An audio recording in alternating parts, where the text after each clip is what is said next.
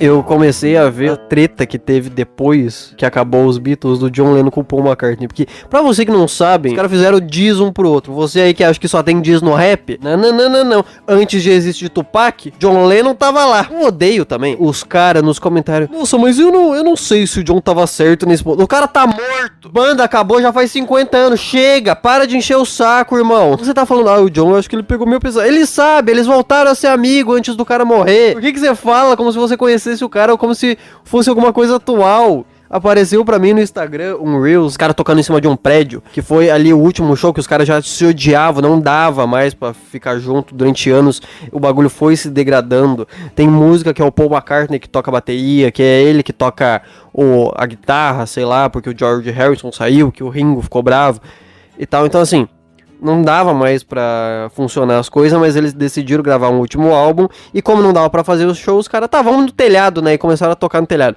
Tem uma gravação disso que os caras gravaram lá, e tinha um trecho que mostra que o John Lennon, de uma música, tem um trecho dessa gravação onde o John Lennon, ele erra a letra, ele fala um bagulho aleatório. E daí todo mundo ri, aparece todo mundo rindo e tal, o Paul McCartney prestando atenção na próxima vez se o John Lennon vai cantar certo, depois que eu tiver que repetir a frase. O primeiro comentário era: Paul perfeccionista como era, né? Assim, o que você tá falando? Como se ele fosse o vizinho, cara. Pelo amor de Deus, não, é que o Paul, como era perfeccionista, né? Você sabe, o cara, claramente, ele ficou incomodado. Cala a boca, mano.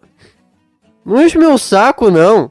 Para de falar desse jeito. Eu entendo os caras meio que se odiarem, porque para pra pensar, se você passar uma semana com seus amigos o tempo inteiro junto, vai dar merda. Eu sei disso porque uma vez eu tive que passar 2 dias com o gordo e com o anão. Daí de noite eu falei, não, eu vou embora hoje pra dormir. Não, mas vamos ficar aí. Não, eu não vou aguentar. A gente vai acabar se matando se a gente passar mais um dia juntos. Foi aí que a gente descobriu que a gente nunca conseguiria morar junto, porque não dá pra conviver tanto tempo com alguém e não odiar essa pessoa. É natural. Por isso que você vê treta de pai com filho, mãe com filha, que normalmente se resolve quando o moleque sai de casa, quando a pessoa sai de casa. Porque daí, tá tudo bem.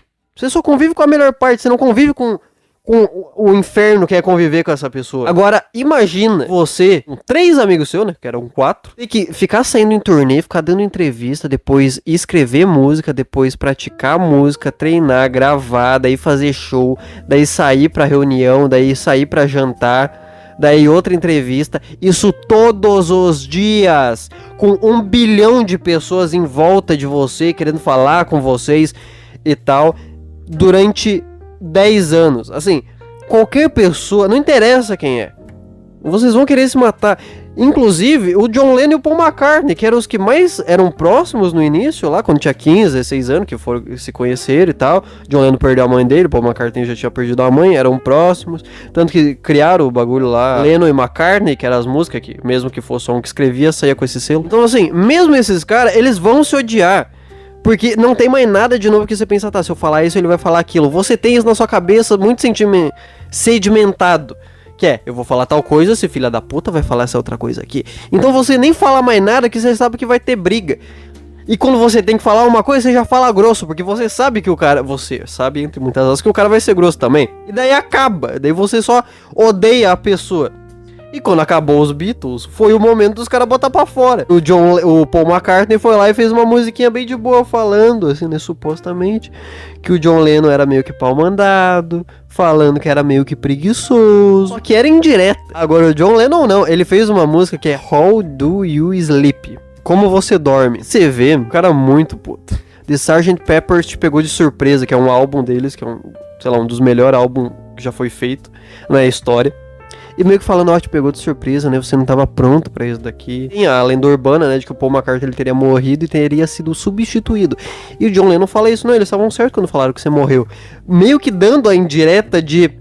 você mudou, né? Você nem é mais o mesmo. Você pula a qualquer coisa que a sua mãe fala. Tá cercado de certinhos, de perfeitinhos que falam que você era o rei. Essas 2 linhas, uma delas é sobre a mulher do Paul McCartney.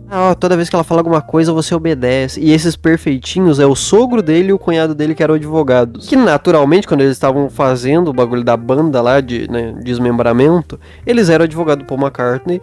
E provavelmente os caras, tipo, não, o Paul quer receber mais, porque né? É a carinha da banda. Meio que papo de advogado, né? É essa a referência do bagulho do John Lennon. Os caras tão falando que você era o rei, mas você não era nada. A música que você faz pra mim é só música de elevador. Como se não tivesse graça nenhuma. Um rostinho bonito pode até durar 1 ou 2 anos, mas logo eles vão ver quem você é. Porque o Paul McCartney, ele sempre foi falado como se fosse o mais bonitinho da banda. Que não é verdade. Todos os caras tinham algum estilo ali, tirando o Ringo. O Ringo, nossa senhora.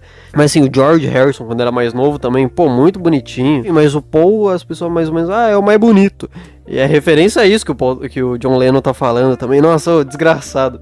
E quem toca violão nessa música, inclusive, que é uma música bem boa de escutar. Se você não sabe a letra, e você não sabe disso daqui que eu tô falando, você só escuta a música, talvez a música de sexo. Talvez se eu tivesse botado essa música pra tocar quando eu estivesse transando, não teria broxado, né? Fazer o quê? Mas depois os caras ficaram de boa. Descobri também que o George Harrison, que toca guitarra nessa música, porque ele tava puto com o Paul McCartney também. E o Ringo, ele não quis participar, e ele falou, dá uma aliviada no xingamento aí, não sei o que e tal. No final, todo mundo se perdoou. Todo mundo meio que ficou de boa, entendeu? Até tem música, que é Now and Then, que o Ringo e o Paul McCartney, hoje em dia, fizeram umas filmagens e tal, e daí fica misturando em edição, porque é uma música que o John Lennon tinha feito, não tinha deixado pronta, só tinha gravado umas coisas. E daí depois o George Harrison participou, e os caras regravaram, daí agora regravaram de novo. Então assim, o George Harrison morreu, né? Só tá vivo o Ringo e o Paul McCartney. E é foda. É uma música falando meio que arrependido do passado. O que o John Lennon cantando dá um tom de... Pô, me arrependi daquelas brigas que a gente teve e tal, sinto saudade de como era antes.